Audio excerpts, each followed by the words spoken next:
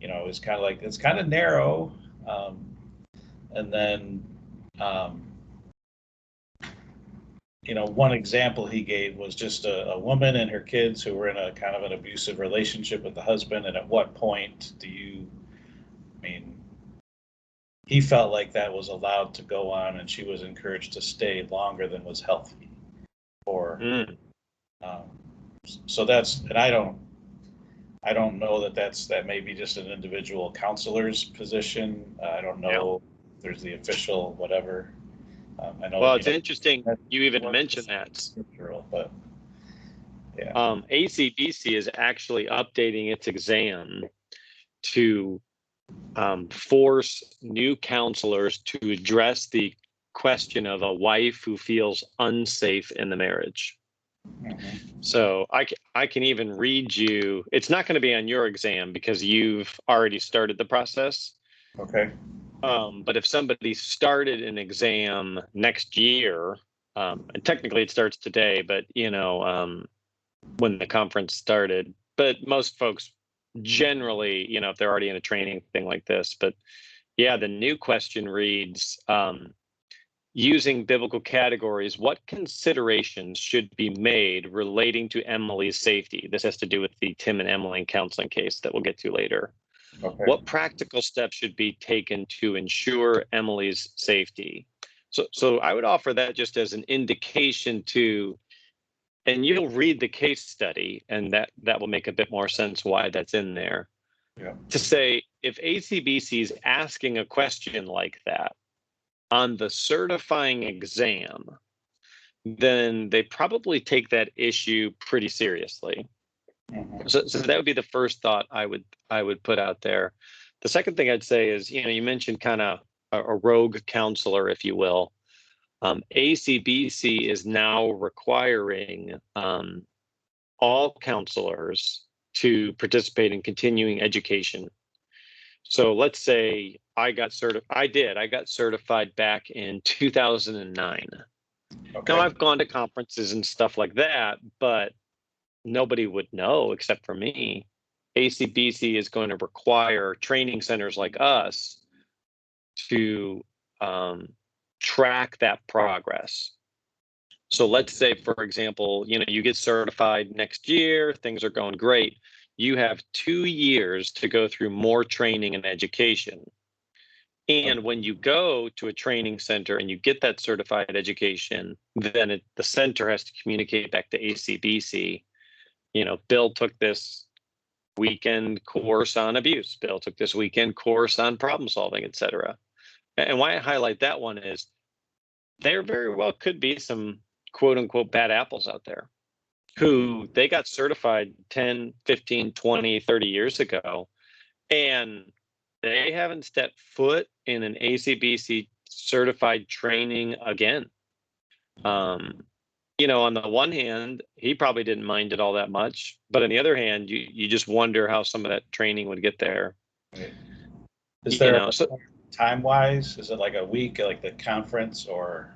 you have to get 20 hours every 2 years. Okay. So you think about if somebody did one of these conferences with us, that would meet their requirement. They'd have to do one of these every 2 years.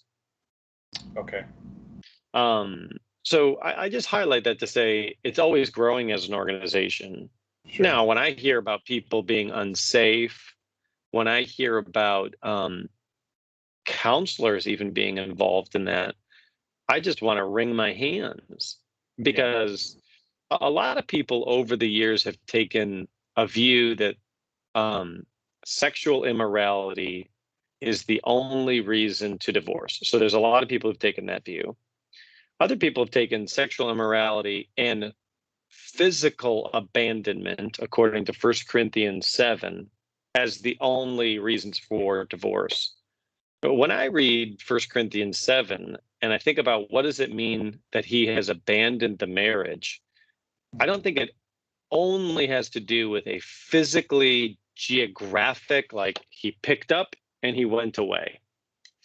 Meaning, he lived in the house and then the husband moved out of the house. And anything shy of those two things, rather, I think what Paul is talking about in 1 Corinthians 7 And when you think about it, there really comes back to there being one rule for divorce, and that's abandonment of the marriage vows. So that abandonment of the marriage vows could look sexually, it could be physically, and it could be in other things. And so when I hear about a wife in an unsafe situation, I think that counselor, my opinion, and probably ACBC's opinion would be, doesn't really understand 1 Corinthians 7 and what Paul is talking about and how an abusive relationship, and I mean, I'm not just saying he said a few mean words to her. I'm talking about, one of the challenging things we have to do in today's age is define, okay, what is abuse? Sexual abuse, that's pretty easy to figure out. Physical abuse, that's generally pretty easy to figure out. There's some other categories that are starting to appear, such as verbal abuse, emotional abuse, spiritual abuse, and there's a lot of room for thoughtful theologians to try to help define and categorize, well, what makes something verbally abusive? And when does that verbal abuse constitute biblical grounds for divorce, biblical grounds for separation? So saying all of that, you can imagine that that is actually one of the topics that we're covering at next year's BCTC. Yeah, great. Because there's a lot of work to do in defining what we're talking about and using theological principles to guide pastors and counselors.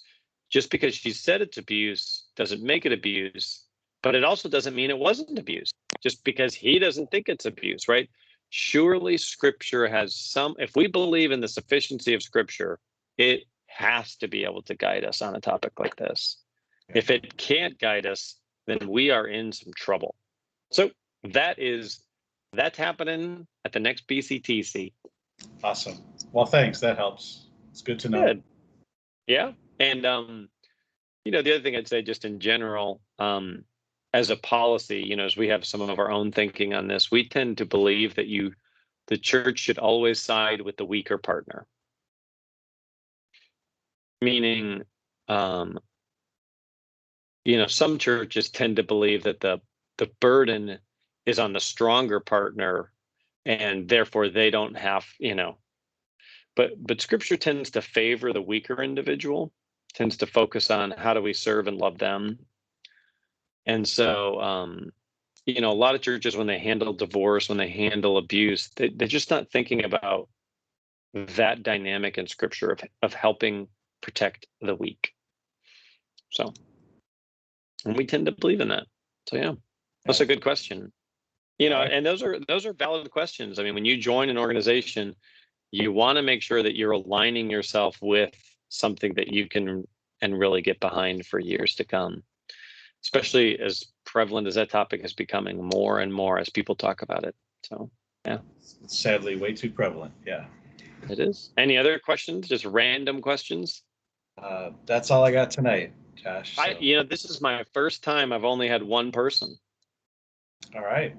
Well, I feel very fortunate then. So I mean, you think about it, you paid all that money for private conversation, basically. There you go. Yeah.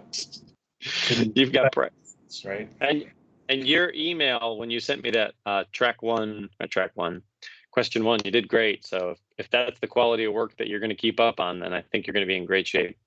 Well, I have successfully drafted the first, however many questions, 15 we went over. First draft. Great. So I got to, polish them up and go over them. Well, honestly, the work I saw, you did fine. So I wouldn't worry too much about it, to be quite honest. All right. Well, thanks for that encouragement. Yeah. Well, hey, enjoy the rest of your evening, and I won't see you in the morning. So I'm telling you, man, if I hop on at 8:05 and nobody's there, go get some donuts Saturday morning. Yeah. Run. Yeah. All right. Take care, sir. See ya. Bye.